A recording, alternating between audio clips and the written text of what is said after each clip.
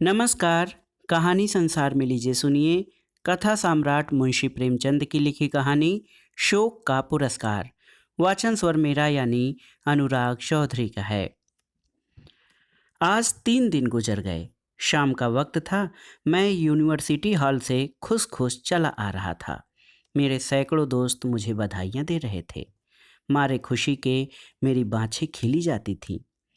मेरी जिंदगी की सबसे प्यारी आरजू कि मैं एमए पास हो जाऊं पूरी हो गई थी, और ऐसी खूबी से जिसकी मुझे तनिक भी आशा न थी। मेरा नंबर अव्वल था।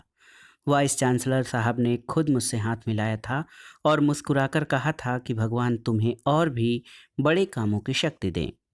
मेरी खुशी की कोई सीमा न थी। मैं नौजवान था, सुंदर था, स्वस्थ था।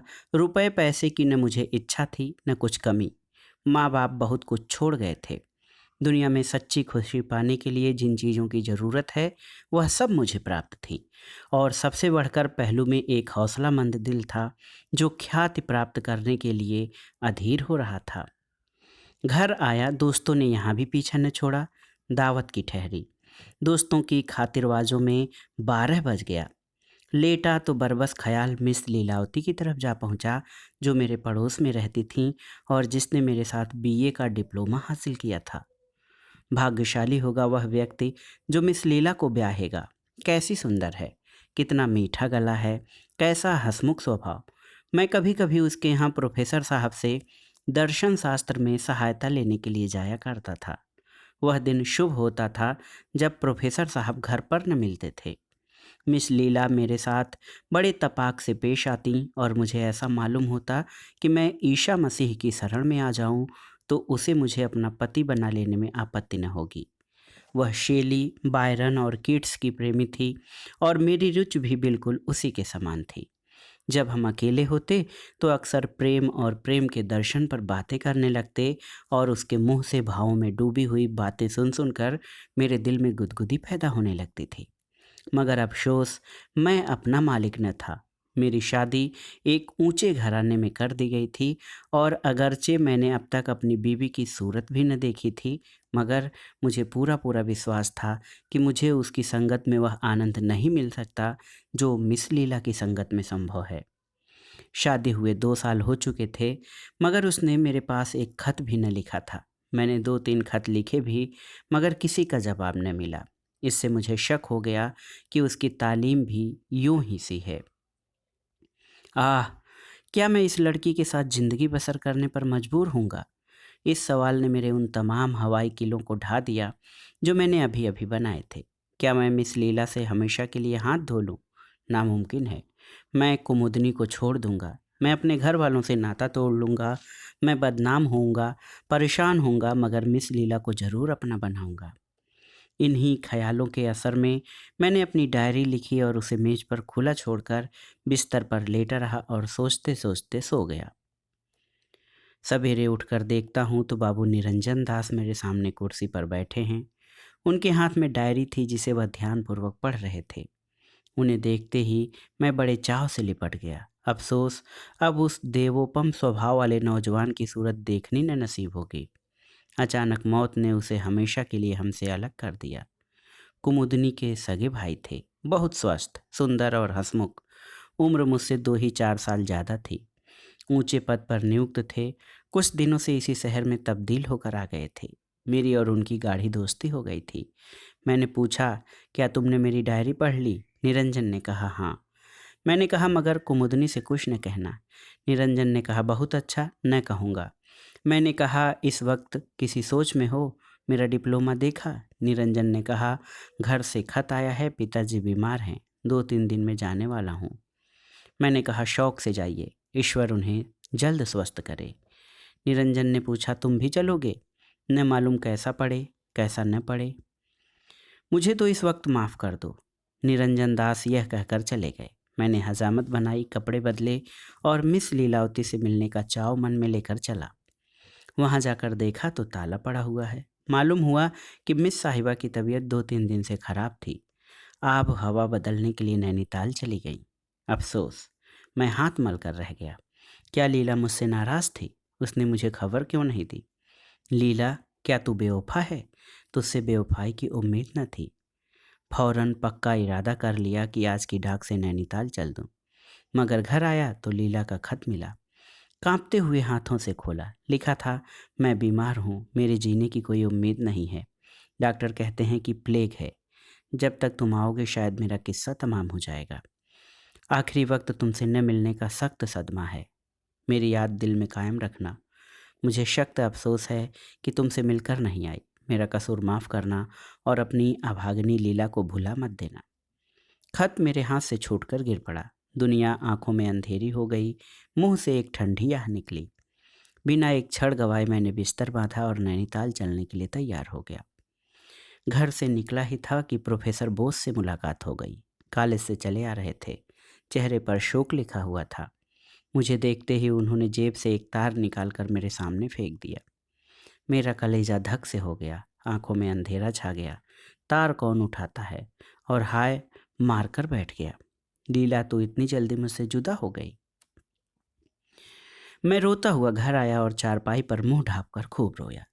नैनीताल जाने का इरादा खत्म हो गया। 10-12 दिन तक मैं उन्माद की सी दशा में इधर उधर घूमता रहा। दोस्तों की सलाह हुई कि कुछ रोज के लिए कहीं घूमने चले जाओ।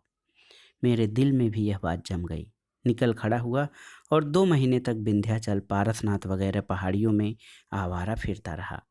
ज्यों त्यों करके नई नई जगहों और दृश्यों की सैर से तबीयत को जरा तस्कीन हुई। मैं आबू में था जब मेरे नाम तार पहुंचा कि मैं कॉलेज की असिस्टेंट प्रोफेसरी के लिए चुना गया हूं। जी तो न चाहता था कि फिर इस शहर में आऊं, मगर प्रिंसिपल के खत ने मजबूर कर दिया। लाचार लौटा और अपने काम में लग गया। जिंदा दिली नाम को न बाकी रही। दोस्तों की संगत से भागता और हंसी मजाक से चिढ़ मालूम होती।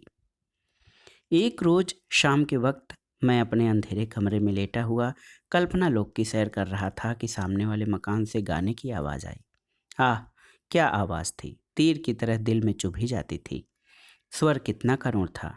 इस वक्त मुझे अंदाजा हुआ कि गाने में क्या असर होता है। तमाम रोंगटे खड़े हो गए। कलेजा महसूसने लगा और दिल पर एक अजीब वेदना सी छा गई। आंखों से आंसू बहने लगे। हाय, यह लीला का प्यारा गीत था। पिया मिलन है कठिन बावरी। मुझसे जब्त न हो सका। मैं एक उन्माद की सी दशा में उठा और जाकर सामने वाले मकान का दरवाज़ा खटखटाया। मुझे उस वक्त यह चेतना न रही कि एक अजनबी आदमी के मकान पर आकर खड़े हो जाना और उसके एकांत में विघ्न डालना परले दर्जे की असभ्यता है। एक बुढ़िया ने दरवाज़ा खोल दिया और मुझे देखकर लपकी हुई अंदर गई। मैं भी उसके साथ अंदर चला गया। दहलीज तय करते ही एक बड़े कमरे में पहुंचा। उस पर एक सफ़ेद फर्श बिछा हुआ था। गावत किए भी रखे हुए थे, तकिए भी रखे थे। दीवारों पर खूबसूरत तस्वीरें लटक रही थी और एक 16-17 साल का सुंदर नौजवान, जिसकी अभी मसें भीग रही थी, मसनद के करीब बैठा हुआ हारमोनियम पर गा रहा था। मैं कसम खा सकता हूँ कि ऐसा सुंदर स्वस्थ नौजवान मेरी नज़र से कभी नहीं गुजरा। चाल ढाल से सिख मालूम होता था। मुझे देखते ही चौंक पड़ा और हारमोनियम छोड़कर खड़ा हो गया। शर्म से सिर झुका लिया और कुछ घबराया हुआ सा नजर आने लगा। मैंने कहा, माफ़ कीजिएगा, मैंने आपको बड़ी तकलीफ़ दी। आप इस फ़न के उस्ताद मालूम होते हैं। खासकर जो चीज़ अभी आप गा रहे थे वह मुझे पसंद है। नौजवान ने अपनी बड़ी बड़ी आंखों से मेरी तरफ देखा और सर नीचा कर लिया और होठों में ही कुछ अपने नौसिखिएपन की बात कही। मैंने फिर पूछा, आप यहाँ कब से हैं? नौजवान ने कहा, 3 महीने के करीब होता है। मैंने कहा, आपका शुभ नाम? नौजवान ने कहा, मुझे मेहर सिंह कहते हैं। मैं बैठ गया और बहुत गुस्ताखाना बेतकल्लुफ़ी से मेहर सिंह का हाथ पकड़कर बिठा दिया और फिर माफ़ी मांगी। उस वक्त की बातचीत से मालूम हुआ कि वह पंजाब का रहने वाला है और यहाँ पढ़ने के लिए आया हुआ है। शायद डॉक्टरों ने सलाह दी थी कि पंजाब की आबहवा उसके लिए ठीक नहीं है। मैं दिल में तो झेपा कि एक स्कूल के लड़के के साथ बैठकर ऐसी बेतकल्लुफ़ी से बातें कर रहा हूँ, मगर संगीत के प्रेम ने इस ख्याल को रहने न दिया। रस्मी परिचय के बाद मैंने फिर प्रार्थना की कि वही चीज़ छेड़िए। मेहर सिंह ने आंखें नीचा करके जवाब दिया कि मैं अभी बिल्कुल नौसिखिया हूँ। तो मैंने कहा, यह तो आप अपनी ज़बान से कहिए। मेहर सिंह ने झेप कर कहा, आप कुछ फरमाइए, हारमोनियम हाजिर है। मैंने कहा, मैं इस फ़न में बिल्कुल कोरा हूँ, वरना आपकी फरमाइश ज़रूर पूरी करता। इसके बाद मैंने बहुत आग्रह किया, मगर मेहर सिंह झेपता ही रहा। मुझे स्वभावतः शिष्टाचार से घृणा है, हालांकि इस वक्त मुझे रूखा होने का कोई हक न था। मगर जब मैंने देखा कि ये किसी तरह न मानेगा तो ज़रा रुखाई से बोला, खैर जाने दीजिए। मुझे अफसोस है कि मैंने आपका बहुत वक्त बर्बाद किया। माफ़ कीजिए। यह कहकर उठ खड़ा हुआ। मेरी रोनी सूरत देखकर शायद मेहर सिंह को उस वक्त तरस आ गया। उसने झेंपते हुए मेरा हाथ पकड़ लिया और बोला, आप तो नाराज़ हुए जाते हैं। मुझे आपसे नाराज़ होने का कोई हक हासिल नहीं। अच्छा बैठ जाइए, मैं आपकी फरमाइश पूरी करूंगा, मगर मैं अभी बिल्कुल अनाड़ी हूँ। मैं बैठ गया और मेहर सिंह ने हारमोनियम पर वही गीत अलापना शुरू किया। पिया मिलन है कठिन बावरी। कैसी सुरीली तान थी, कैसी मीठी आवाज़, कैसा बेचैन करने वाला भाव। उसके गले में वह रस था जिसका बयान नहीं हो सकता। मैंने देखा कि गाते गाते खुद उसकी आंखों में आंसू भर आए। मुझ पर इस वक्त एक मोहक सपने की सी दशा छाई हुई थी। एक बहुत मीठा, नाजुक, दर्दनाक असर दिल पर हो रहा था जिसे बयान नहीं किया जा सकता। एक हरे भरे मैदान का नक्शा आंखों के सामने खिंच गया और लीला, प्यारी लीला उस मैदान पर बैठी हुई मेरी तरफ हसरतनाक आंखों से ताक रही थी।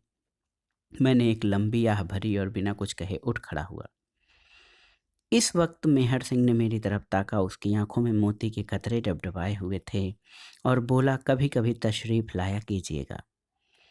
मैं सिर्फ इतना जवाब दिया, मैं आपका कृतज्ञ हूँ। धीरे धीरे मेरी ये हालत हो गई कि जब तक मेहर सिंह के यहाँ जाकर दो चार एक गाने न सुन लूँ, जी को चैन न आता। शाम हुई और मैं जा पहुँचा। कुछ देर तक गानों की बहार लूटता और तब उसे पढ़ाता। ऐसे जहीन और समझदार लड़के को पढ़ाने में मुझे खास मज़ा आता था। मालूम होता था कि मेरी एक एक बात उसके दिल पर नक्श हो रही है। जब तक मैं पढ़ाता वह पूरे जी जान से कान लगाए बैठा रहता। जब उसे देखता पढ़ने लिखने में डूबा हुआ पाता। साल भर में अपने भगवान के दिए हुए ज़हन की बदौलत उसने अंग्रेजी में अच्छी योग्यता प्राप्त कर ली। मामूली चिट्ठियाँ लिखने लगा और दूसरा साल गुजरते गुजरते वह अपने स्कूल के कुछ छात्रों से बाजी ले गया। जितने मुदर्रिस से सब उसकी अक्ल पर हैरत करते और सीधा नेक चलन ऐसा कि कभी झूठ मूठ भी किसी ने उसकी शिकायत नहीं की। वह अपने सारे स्कूल की उम्मीद और रौनक था, लेकिन बावजूद सिख होने के उसे खेलकूद में रुचि न थी। मैंने उसे कभी क्रिकेट में नहीं देखा। शाम होते ही सीधे घर चला आता और पढ़ने लिखने में लग जाता। मैं धीरे धीरे उससे इतना हिल मिल गया कि बजाय शिष्य के उसको अपना दोस्त तो समझने लगा।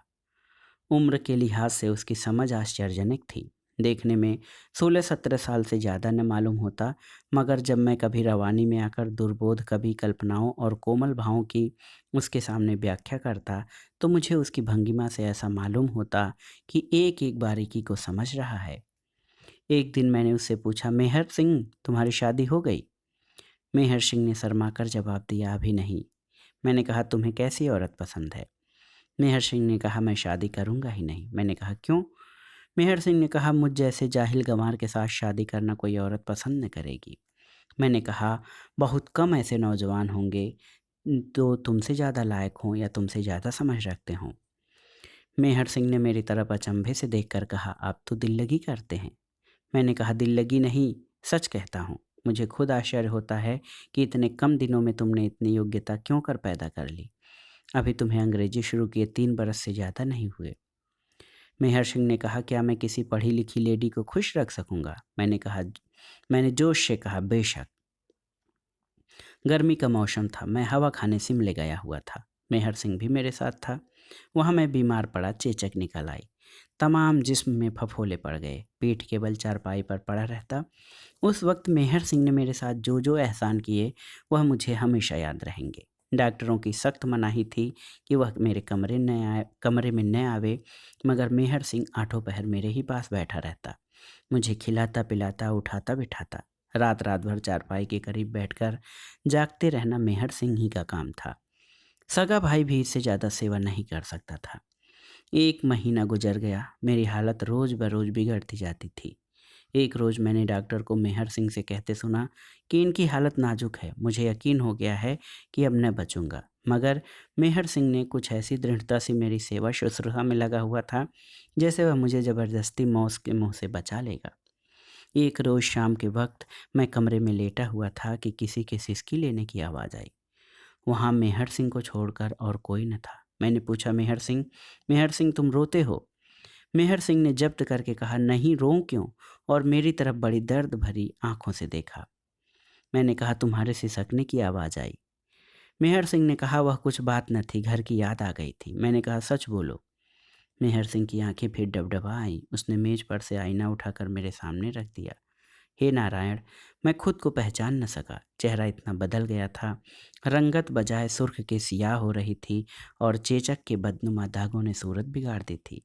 अपनी यह बुरी हालत देखकर मुझसे भी जब्त न हो सका और आंखें डबडबा गई। वह सौंदर्य जिस पर मुझे इतना गर्व था बिल्कुल विदा हो गया था। मैं शिमले से वापस आने की तैयारी कर रहा था। मेहर सिंह उसी रोज मुझसे विदा होकर अपने घर चला गया था। मेरी तबीयत बहुत उचाट हो रही थी। असबाब सब बंध चुका था कि एक गाड़ी मेरे दरवाजे पर आकर रुकी और उसमें से कौन उतरा? मिस लीला।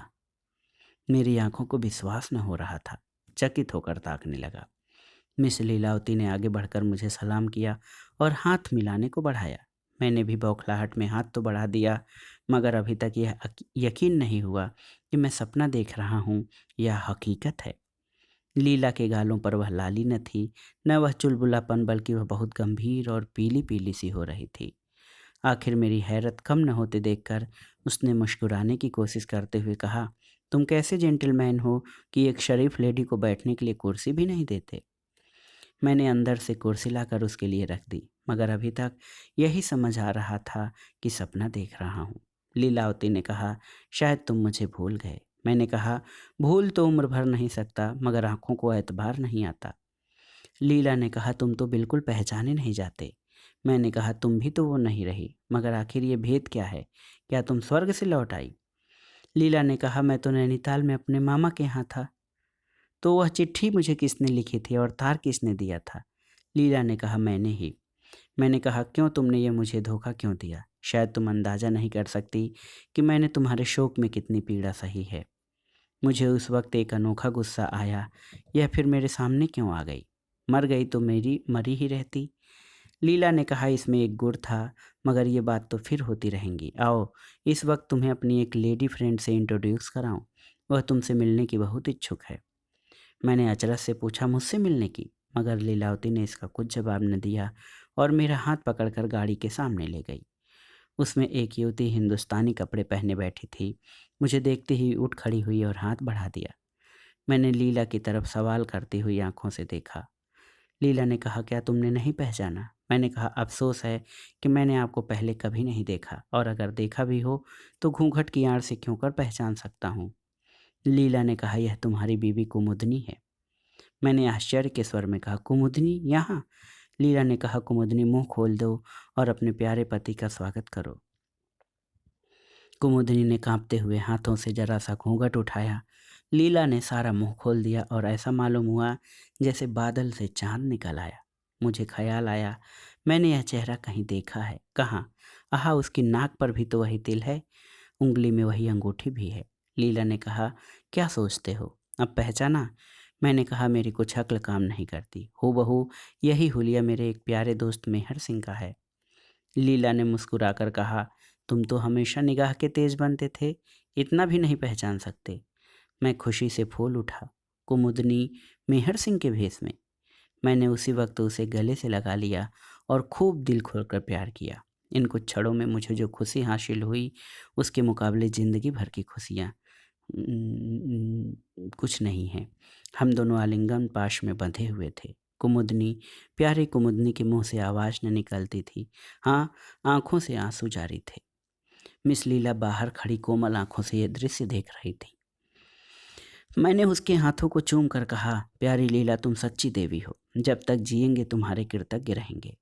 लीला के चेहरे पर एक हल्की सी मुस्कुराहट दिखाई दी। बोली, अब तो शायद तुम्हें मेरे शोक का काफ़ी पुरस्कार मिल गया। तो दोस्तों, ये थी कथा सम्राट मुंशी प्रेमचंद की लिखी कहानी शोक का पुरस्कार। कहानी आपको कैसी लगी हमें कमेंट बॉक्स में ज़रूर बताइएगा। कहानी सुनने के लिए धन्यवाद। नमस्कार।